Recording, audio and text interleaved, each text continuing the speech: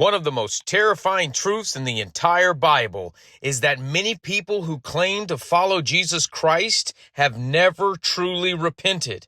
They attend church, they know scripture, they sing worship songs, they say, "Lord, Lord," but their life has never changed. They still love the world, still defend sin, still walk in darkness, still belong to the flesh, and yet they believe they are saved. The modern church has replaced repentance with emotion, conviction with comfort, transformation with information. But tonight, we are going to open the Word of God and answer one question directly from Scripture.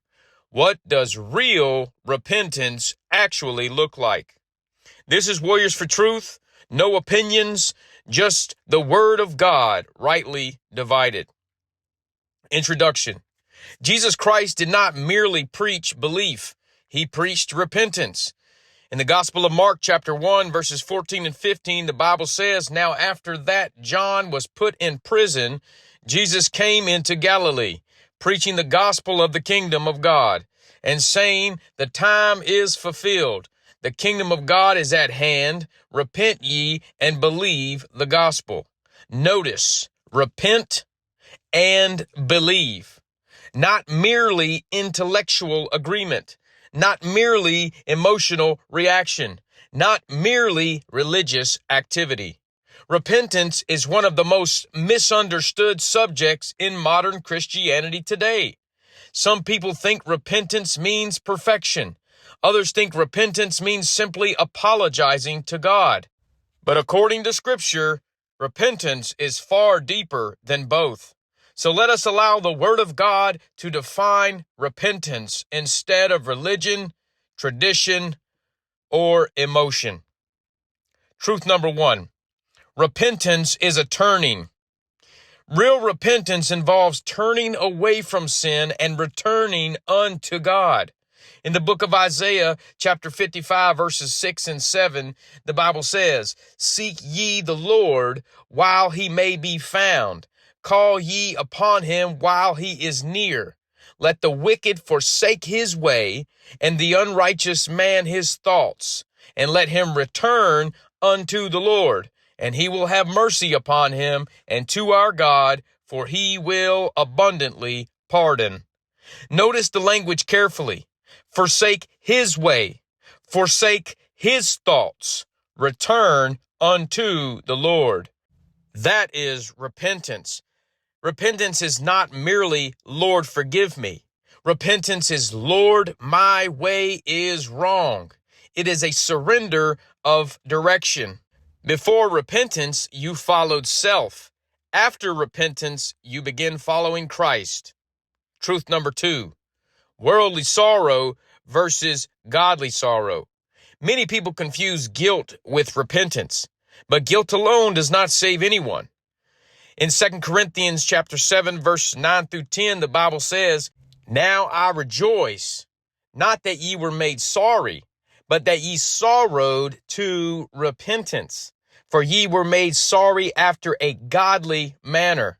For godly sorrow worketh repentance to salvation, not to be repented of. But the sorrow of the world worketh death." Worldly sorrow hates consequences. Godly sorrow hates the sin itself. Worldly sorrow says, "I got caught." Godly sorrow says, "I have sinned against a holy God." Worldly sorrow cries because life became painful. Godly sorrow cries because sin grieves the heart of God. Many people feel emotional after sinning. Few actually turn from it. That is why conviction alone is not enough. Conviction must lead to repentance. Truth number three, real repentance produces fruit. Repentance eventually becomes visible, not because works save us, but because a changed heart changes a person. In the Gospel of Matthew, chapter 3, verses 7 through 8, the Bible says, "But when he saw many of the Pharisees and Sadducees come to his baptism, he said unto them, O generation of vipers, who hath warned you to flee from the wrath to come? Bring forth therefore fruits meet for repentance. John the Baptist warned religious people that genuine repentance produces evidence.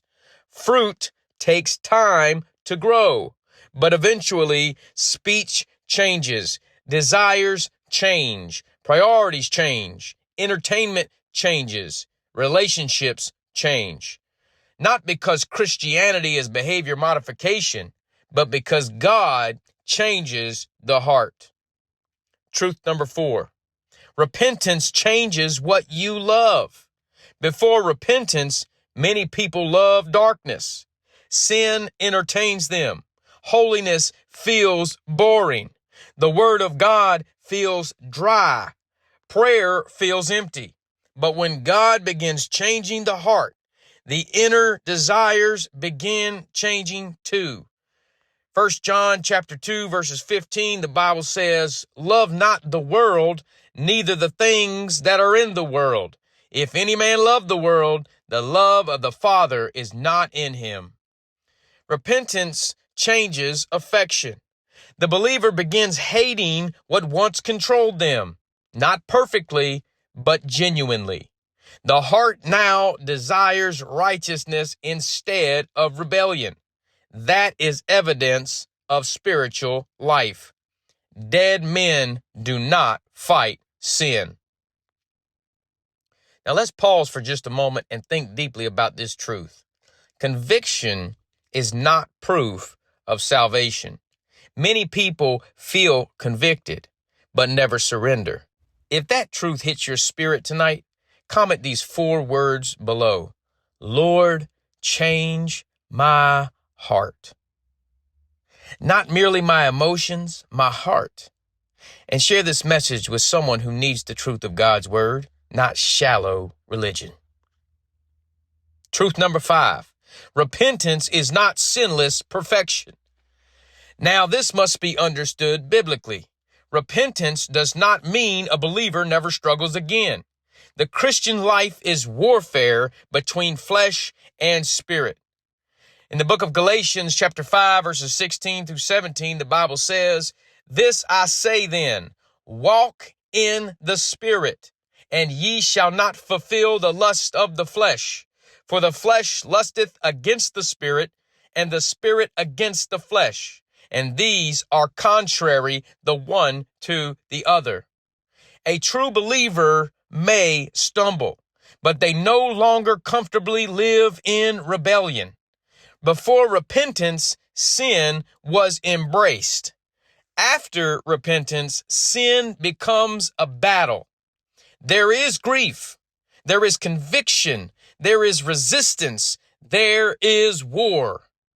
The direction of the life changes.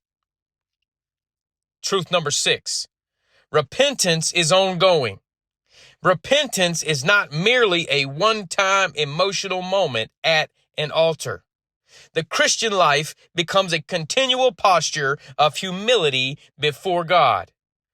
In 1 John chapter 1, verses 8 and 9, the Bible says, "If we say that we have no sin, we deceive ourselves, and the truth is not in us. If we confess our sins, he is faithful and just to forgive us our sins and to cleanse us from all unrighteousness."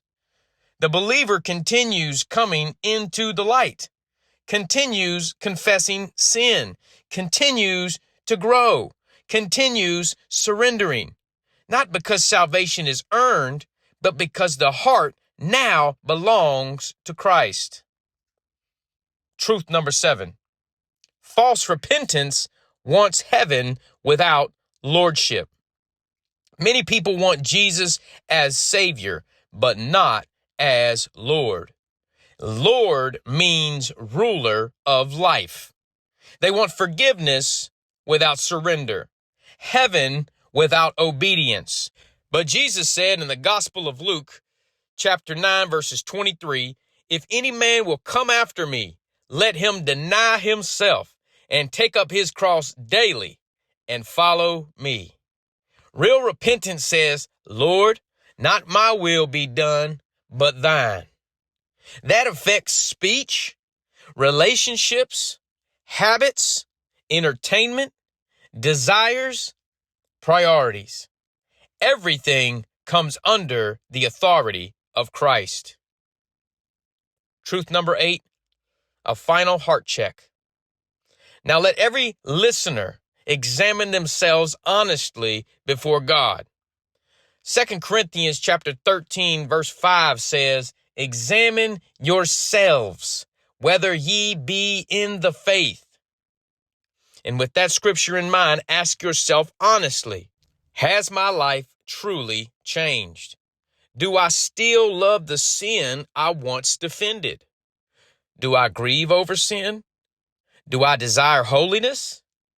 Do I hunger for the word of God? Am I following Christ or merely talking about him? Jesus gave a terrifying warning in the Gospel of Matthew, verse 7:21.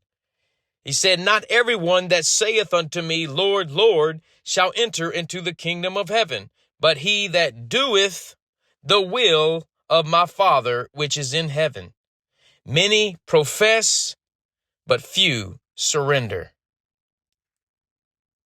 In conclusion, the beautiful truth of the gospel is this: Jesus Christ still receives sinners who truly come to him.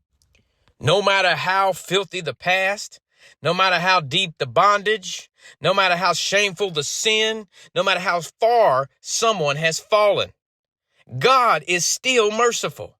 But repentance is not pretending. It is not performance. It is not empty religion. Real repentance is a changed direction, produced by a changed heart through the power of Almighty God. And if tonight the Holy Spirit has revealed areas of rebellion in your life, do not harden your heart. Run to Christ immediately. Forsake your way. Return unto the Lord. Because scripture says in the book of Isaiah chapter 55 verse 7, "Let the wicked forsake his way, and the unrighteous man his thoughts, and let him return unto the Lord, and he will have mercy upon him, and to our God, for he will abundantly pardon." If this message encouraged you, share it with someone who needs to hear it. There are so many people who know church, but do not know true repentance. And if you want more biblical teachings rooted directly in the Word of God, subscribe to the Warriors for Truth channel. And until next time, remember this: stay in the Word of God and stay awake. Amen.